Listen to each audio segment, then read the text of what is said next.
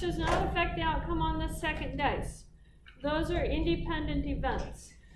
If you have a set of marbles in a hat, you draw one marble out and you set it aside. That changes the set of marbles you had in the hat for the second draw. Those are dependent events. If in some way the removal or the occurrence of the first event changes the occurrence of the second event, then they are dependent events. That's what you're looking for. Is there a tie, a relationship between there? Usually, independent events are events that happen with replacement is a term we look for. If you draw something with replacement, then that's going to be independent events. If it's without replacement, then it is not independent events.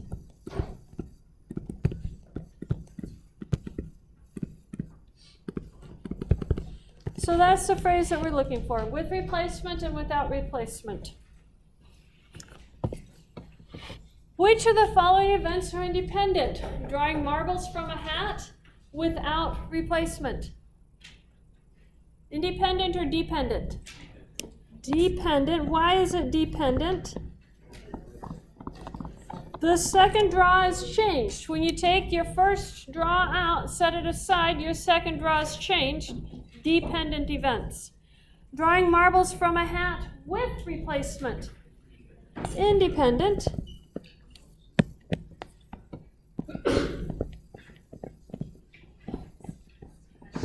And then rolling a die 2 times. Independent. The first roll does not impact the second roll. It does not somehow change what your second roll can be. So, independent events. This is important that we understand that because we're going to have 2 different formulas depending on whether they're independent or dependent events. So you have to know whether your events are independent or dependent. Here are our rules. For the multiplication rule, you have probability of A and B occurring. This is occurring together. There's a probability of A times the probability of B if these events are independent. Independent simply means that there is no change in that second event. After your first event happens, it doesn't change your second event. So you just multiply your probabilities together. However, if you have dependent events, then that second event probability changes, and we get something that has a vertical line in it.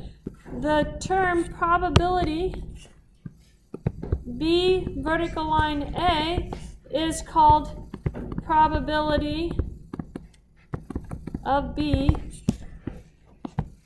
given A occurred.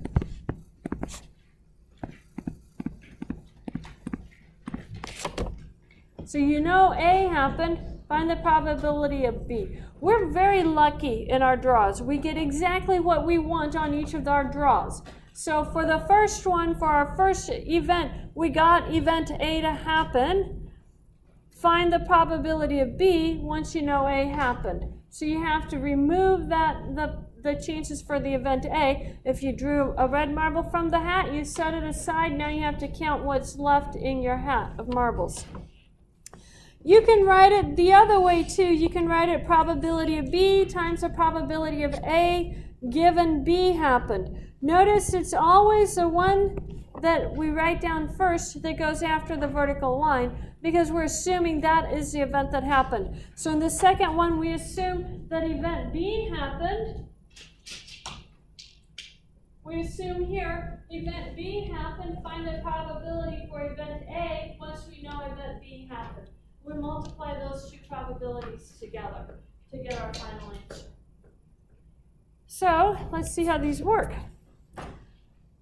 You throw 2 pair dice. What is the probability of getting a 5 on each die? So we want a 5 and a 5, 1 on each die. So that's going to be, are our events independent or dependent? Independent.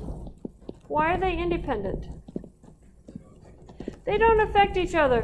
What you get on the first die does not somehow change what you're going to get on the second die. So I can write this as a probability of 5 times the probability of 5. What is the probability of rolling a 5 on a fair die? 1/6.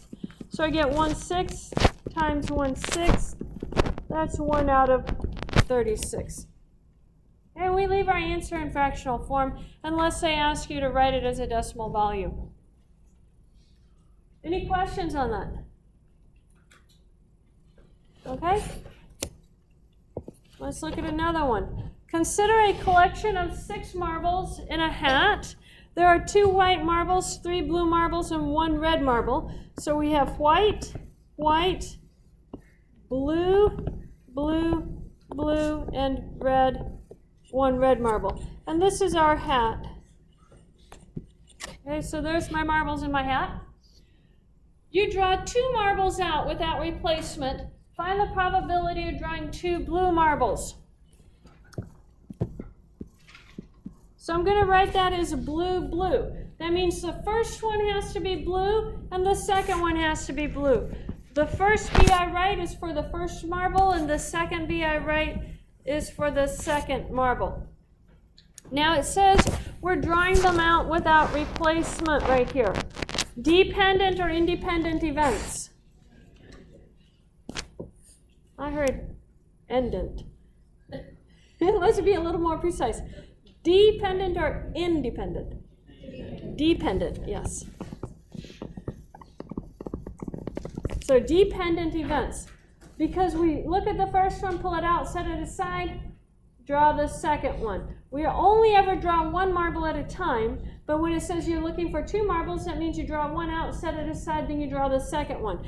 So that means I have to find the probability of blue on the first times the probability of blue second given blue first. Now, what is the probability of blue for the first marble? Can I just write it as 2 out of 6? Because there's 2 blue marbles. I could write it as 1/3. Oh, sorry, I counted white marbles. 3 blue marbles, so 3 out of 6, which is 1/2. But I'm just going to leave it over 6 because I want to show you what happens. Now, you took one of the blue marbles away. How many marbles do you have left to choose from? 5. And how many of them are blue? 2. Multiply straight across, you get 6 over 30. Or you can simplify to 1 over 5 if you want. Either one of those answers is completely accurate. I'll take either one of them. You don't have to simplify these if you don't want to. Notice what happened here. This is important. This second fraction changed. It changed in the numerator and the denominator. It will always change in the denominator, but it won't always change in the numerator. Okay? So if this had been to find a different color, maybe a white one second, given you drew the blue one first, then this number up here doesn't get decreased by 1. But you have to think, do I have to decrease them by 1 in the numerator and the denominator? Let's look at the next example. It says you draw 2 marbles out with replacement. Dependent or independent events? Independent.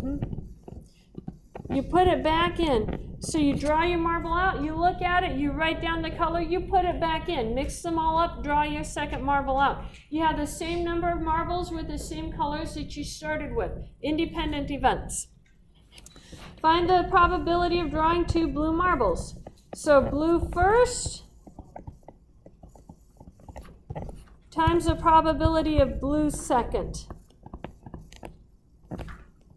And I could put a given that here and it doesn't change anything. What is the probability of blue first? 1/2, 3 out of 6. I still like 3 out of 6. What is the probability of blue second? Given you put that marble back in again, 3 out of 6. It's the same thing. That becomes 9 out of 36, or you can write it as 1/4. You can do it either way.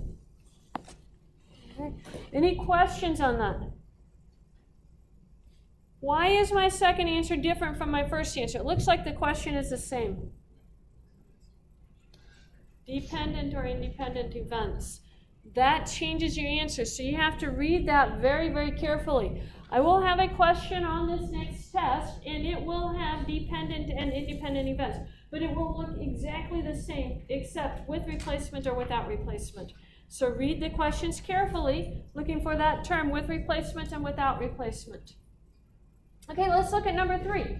You draw 2 marbles out without replacement, dependent or independent? Dependent. Find the probability of drawing a white marble and a blue marble. Notice this is 2 events, white first and blue second, or blue first and white second. I have to calculate both of those. So the probability of white and blue, white first, blue second, plus the probability of blue first, white second. So let's calculate the probability of white first and blue second. That's the probability of white times the probability of blue given white first. And then add to that probability of blue times the probability of white given blue. What is the probability of white? 2 out of 6. You took the white marble, you set it down. How many marbles do you have left? 5. And how many of them are blue? 3. Okay. Compare this with the very first one that we did up here. The first one was blue and blue, so that 3 became a 2 and the 6 became a 5. Here our 6 becomes a 5, but that 2, we get a 3 on it. That's because that's the number of blue marbles. So you have to think about what you did in the process of the drawing it. Let's look at the next one. We put all the marbles back in. We're starting again. How many blue marbles are there? 3 out of a total of 6. You set your blue marble aside. How many marbles do you have left? 5. Of those, how many are white? 2. So I have 6 out of 30 plus 6 out of 30, or 12 out of 30. I could simplify it, but it's not necessary. Any questions on that? Okay, so how come I had to write it as white, blue, and blue, white?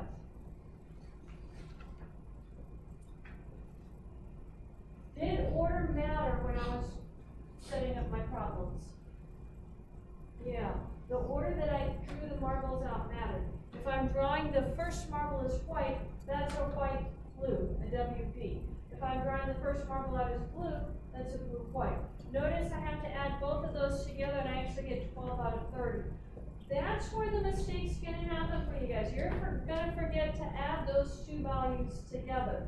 If they don't specify the order, a white marble and a blue marble, they're not specifying the order, then you have to do it both ways and add it together. Because the only way we know how to calculate the probabilities depends on the order that we calculated it. So we have to use the order when we calculate it. You have to recognize that you need to add all your possibilities together for your orders. Does that make sense? Yeah. Okay, so let's look at number 4. You draw 2 marbles out with replacement. Dependent or independent? Independent. And find the probability of drawing a white marble and a blue marble. So, white and blue, I have to write it with order. White first, blue second, plus blue first, white second, just like I did before.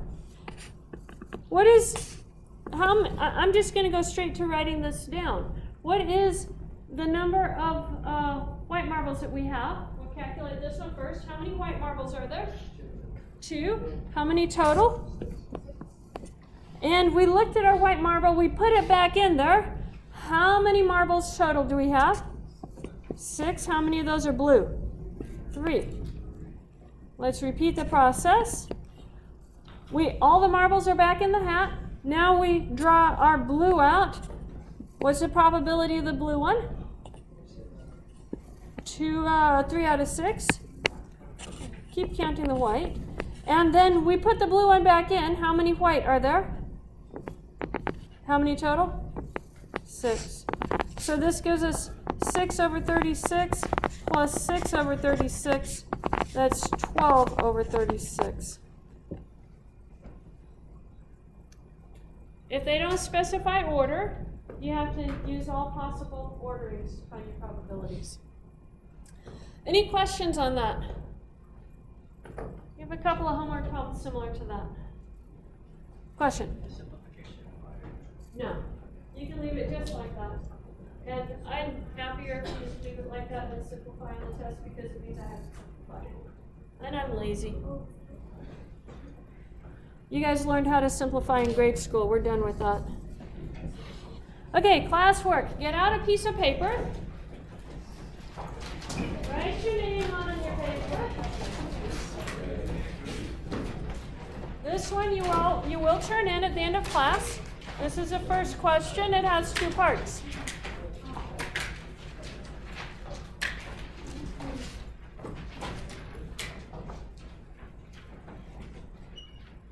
Says, consider a collection of 6 marbles in a hat.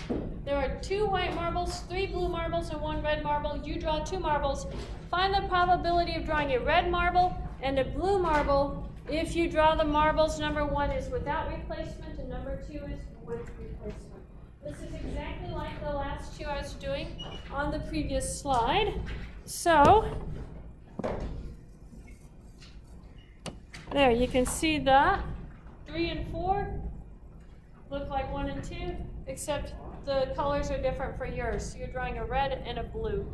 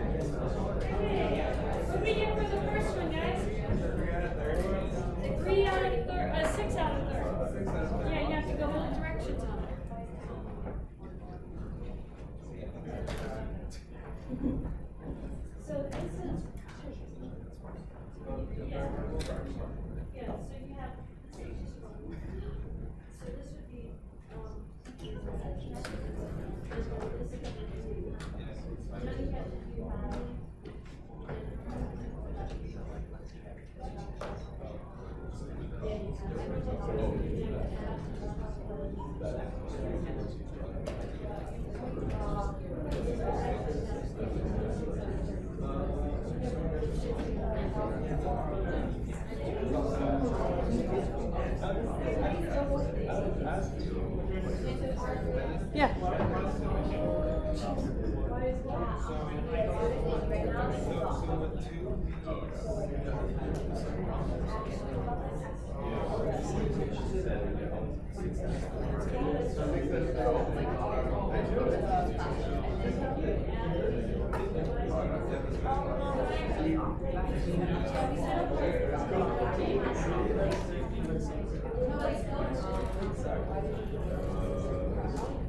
Okay, what'd you get for the second one, guys? 6 out of 36, yes. Okay, it's going to change a little bit here. This is a question that someone actually has had to answer in their job. Quality control is huge use of statistics. You usually test part of, not the entire everything, because a test is usually destructive. So quality control. A quality control procedure for testing ready flash disposable cameras consists of drawing 2 cameras at random from each lot of 100 without replacing the first camera before drawing the second. If both cameras are defective, the entire lot is rejected. Find the probability that both cameras are defective if the lot contains 10 defective cameras. So you know that there's a total of 100 cameras.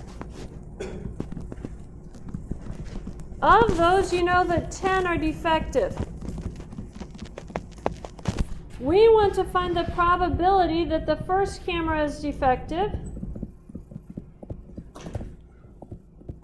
and the second camera is defective. I'm going to just write that as D, probability of D and D. Defective first, defective second. So, If you draw one camera out, have you changed your sample space? Yes. Yes, so these are dependent events.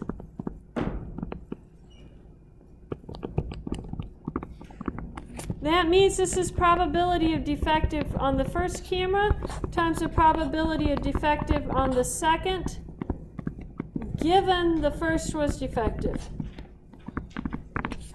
So, how many defective cameras are there in our lot of cameras? 10. How many total cameras? 100. So we have 10 over 100 to draw the first defective camera. You draw the defective camera, you set it down, and you draw another camera. How many cameras total do you have to choose from? 99. How many of those 99 are defective? 9. So this gives you 90 over 9900, or 9 over 990, or 1 over 110. However you want to write it, any one of those is a correct answer. This is the one I choose. I don't have to simplify anything, but you can choose any one of them.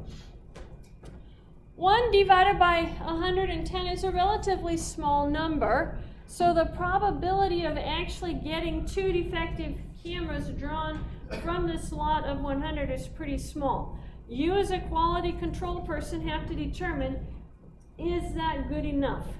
If you're okay with letting 9 or 10 cameras out of every 100 be defective, then you would say, okay, I only found 1 defective out of the whole lot. That's probably what's going to happen. Therefore, the lot goes. But if you say that's too many defective, then you have to change your quality control testing and maybe draw 3 or 4 cameras instead of just 2. Okay? Real life problem. This is a question someone had to answer on their job. Any questions on that? Okay, let's continue. The second half of this chapter is talking about mutually exclusive events. You notice the independent events went with and questions. We had probability of A and B. That's what it says on the sheet. Mutually exclusive questions go with or. So if you're looking for A or B, then we're talking mutually exclusive. It says 2 events are mutually exclusive or disjoint if they cannot occur together. In particular, events A and B are mutually exclusive if the probability of A and B is equal to 0. So let's look at this right here. If this is my sample space for event A, and this is my sample space for event B, there is no overlap. So these are what we call mutually exclusive.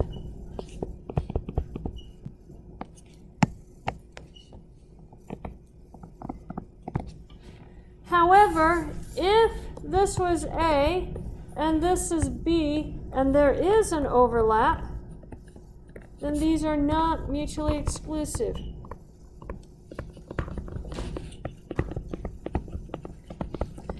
If your 2 events can occur at the same time, then they're not mutually exclusive. So let's look and see. Which of the following events are mutually exclusive? Get a 1 on a single roll of a fair die, or get a 2 on a single roll of a fair die. So you're rolling your fair die, and you're only rolling it once. Can you get both a 1 and a 2 on that roll? No. So these are mutually exclusive.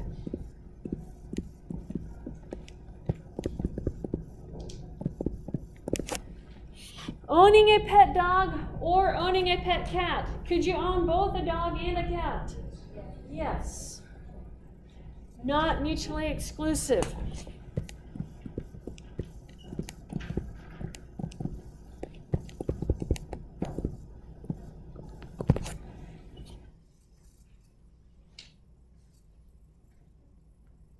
Another one, think about a single roll of a die. Rolling an odd number or rolling a 3. Not mutually exclusive because 3 is an odd number. Okay? If it could both happen on the same event, then it's not mutually exclusive. Okay, so Our addition rule for mutually exclusive events. Probability of A or B equals probability of A plus the probability of B. If these are mutually exclusive, that means that they both don't happen at the same time. If they are not mutually exclusive, you have to subtract off the middle part. Let me show you what this rule is saying. Just write this. Don't count anything twice.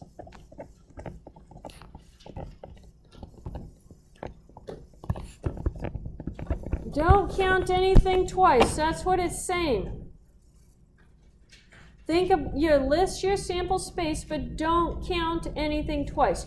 You don't really have to memorize this rule. You just have to know the rule is saying don't count anything twice. Count everything, but don't count anything twice. So let's look at it. Laura is playing Monopoly.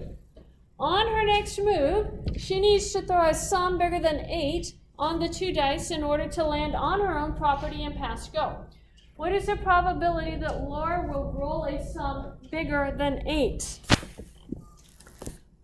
How do you roll sums bigger than 8? Bigger than 8, first of all, is going to be sums of the form 9, 10, 11, and 12. That's bigger than 8. So how do you get a sum of a 9? 4 and 5, 6. Okay, so let me write this down in a way that'll make more sense. Those numbers are looking arbitrary. I'm going to pair them together. The first and then the second dice. So a 4 on the first, a 5 on the second, a 5 on the first, a 4 on the second, a 6 on the first, a 3 on the second, and a 3 on the first and a 6 on the second. Any other ones? No, because you can't do a 2 and a 7. So let's do the 10. 5 and 5, 5 on first, 5 on second. There's no difference in changing it, doing 5 on first and 5 on second. That doesn't change anything. A 6 and a 4, and a 4 and a 6. How about an 11? 5 and 6, 6 and 5. And how about a 12? 6 and 6. So how many options do I have total for 9, 10, 11, and 12? How many options total are there? 10 of them. So then the probability of a 9 or 10 or 11 or 12 is equal to the total number of options divided by how many total? You have 6 choices for the first. You have 6 choices for the second. And you multiply those together. 6 times 6 is 36.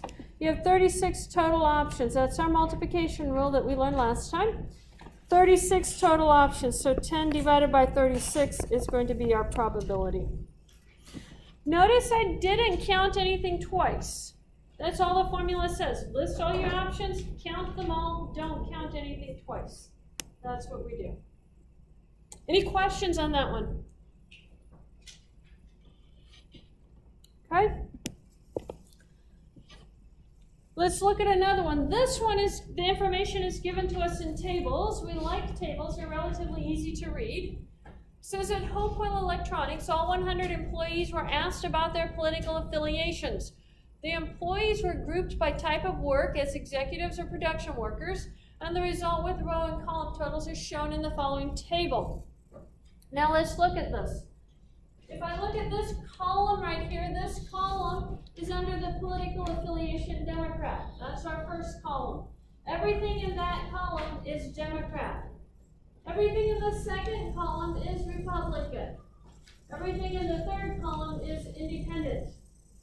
Now if I look at the row, the first row is executive workers, so everything in this first row is executive workers. Everything in the second row is production workers. So if I look at this first 5 right here, tell me what that 5 is trying to tell us. 5 executive workers that are Democrats. And this number over here, 20. production workers that are Republicans. Yeah. Now, if I come over here, what is this number of 92? The number of production workers, executive workers, is 48. How about down here, this number 17? Total number of independents. Okay? So the outside columns are going to be your totals for the rows and columns. Now, we understand our table. It says, suppose an employee is selected at random from the 140 employees. Compute the following. Probability of D. How many Democrats do we have? 68 out of the total. 140. Probability of E. How many executives do we have? 48. Divide by the total. 140. So number 1 is easy. Now number 2 is probability of Democrat given executive. So I am in the executive row. That's what the E says, given E. How many of those are Democrat? 5. And what is the total for the E row? 48. You get your total from the row that you're living in. Are the events D and E independent? For events to be independent, let me go this way. If your events are going to be independent events, that means that the given has to be equal to probability of B given of D given E has to be equal to the probability of D. That restriction of E can't change it. If the restriction of E changes it, then they're not independent. So let me ask you again. Are the events independent? Is 5 out of 48 equal to 48 out of 140? No. So they are not independent. Independent is not quite so easy to see from these tables. You actually have to do the calculations to know they're independent from these tables. Let's look at number 4, probability of D and E. Where do we have both D and E?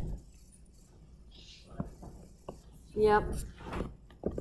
So that's going to be 5 divided by our total of 140. It wasn't restricted to, I didn't have a vertical line. And then how about probability of D or E? So here it's or. Remember the or rule says don't count twice. So count everything in the rows for D and E, but don't count anything twice. So if I go across the D column, I'm going to have 5 plus 63. And now let's go across the E column, the E row. That's going to have a 5, but I've already got the 5. Then I add the 34 and the 9.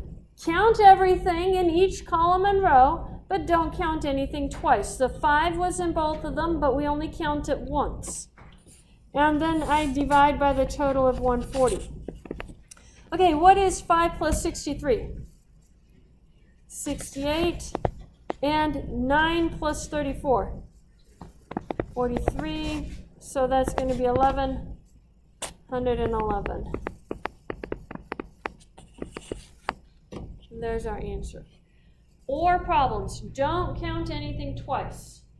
Given problems, restrict yourself to where you are in the table. So let me add one more. Suppose that I had said find the probability of E given D.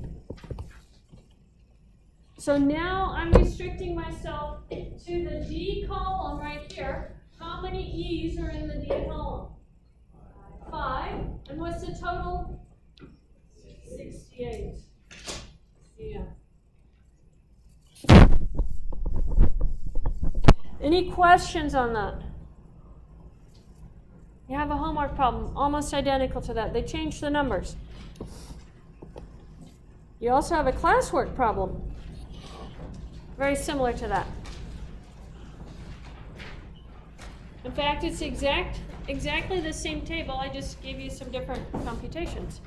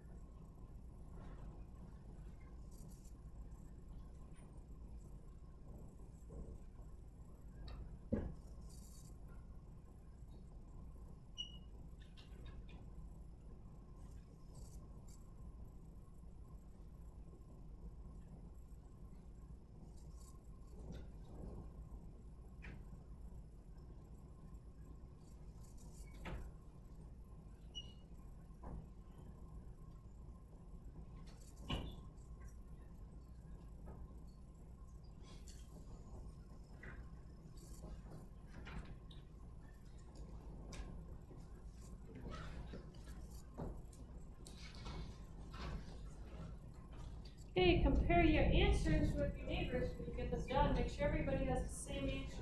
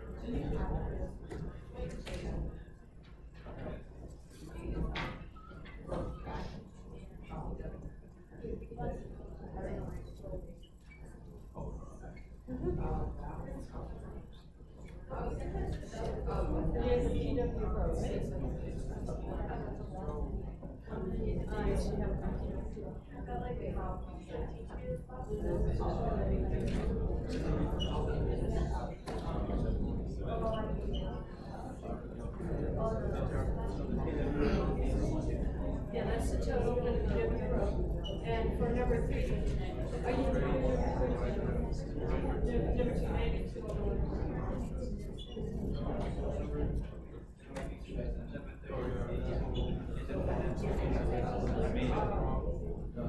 So how many independents you have in the PW row? And then how many total? It's 8 over 9.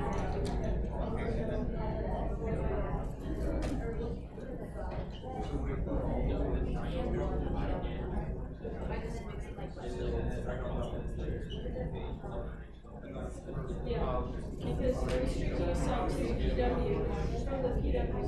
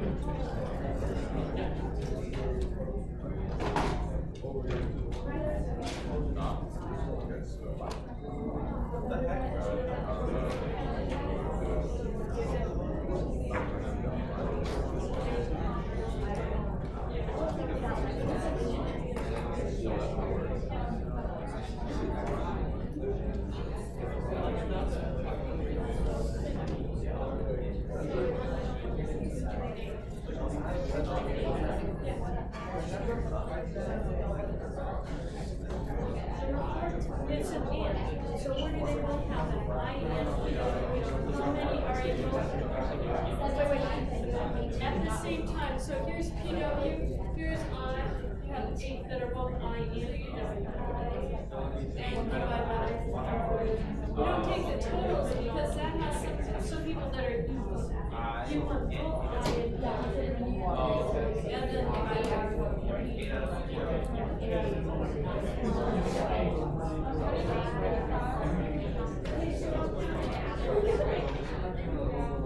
So you have your I column, maybe you add those for the I column, and then you have to add the PW row.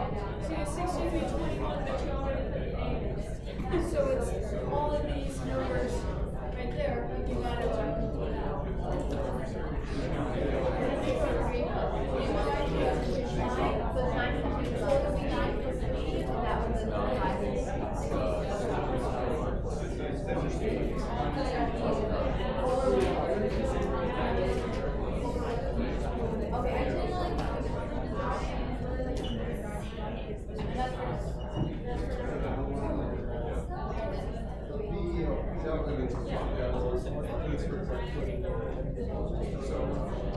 Always explain it. So you're looking for both, where both I and E. So how many of them are both I and W? Here's I, here's PW, 8. Over here's W. This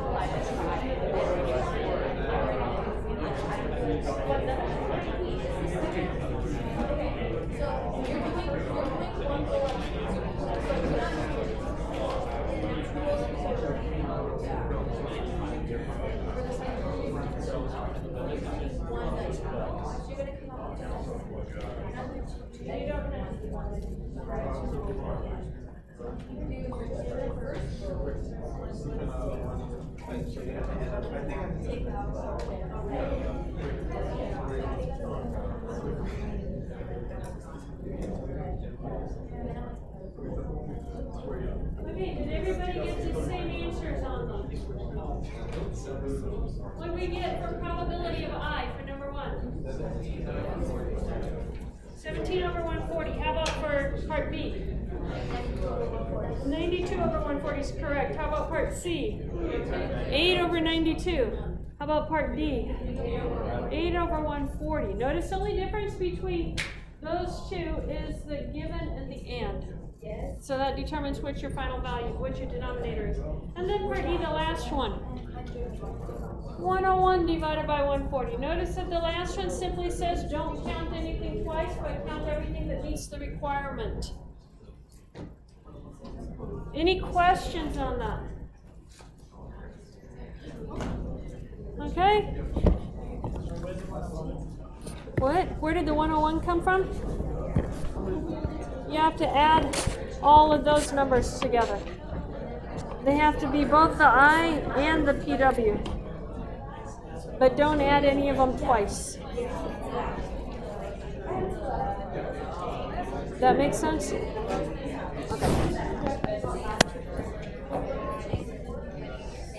Okay, this one is similar to a homework problem. In fact, it's similar to 2 or 3 of your homework problems.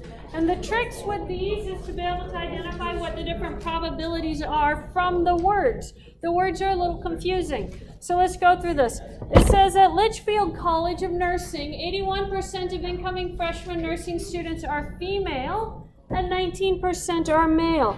So the probability of female is going to be 0.81. The probability of male is going to be 0.19.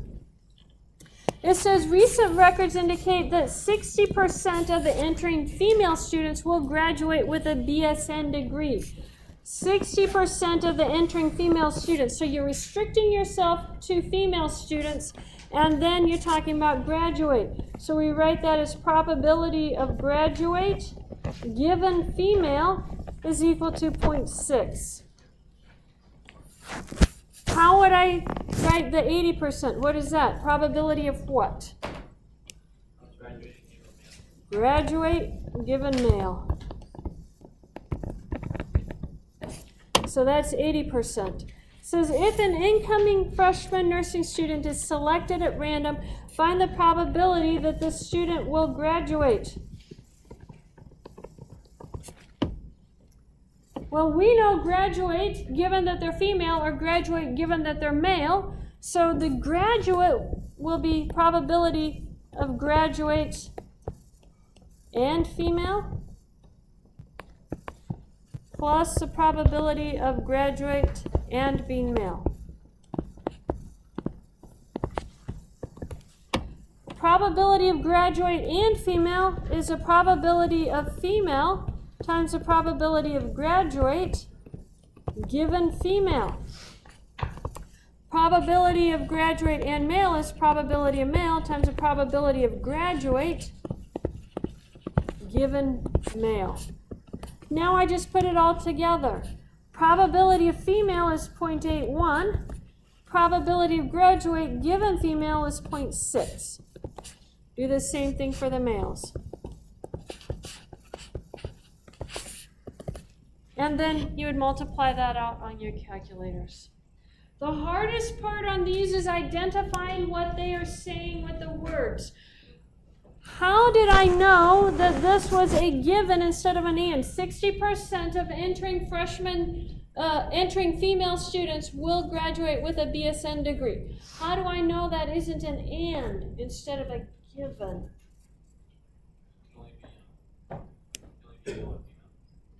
Yeah, you're already restricted to females. It says 60% of the entering female students. That's your restriction. Will graduate. It's a little bit different wording. You guys are going to want to put an and there, and it's not an and there. It's a given. Given that they're female, 60% will graduate. Given that they're male, 80% will graduate. Okay? It is not an and. It is going to be the same way on your homework problems. They're going to be givens, not ands. Don't write them as an and. An and is simply graduate and being female. That's not the same thing as you restricted to the female and then you're counting that probability. It's a different amount. That's the hardest part on those problems.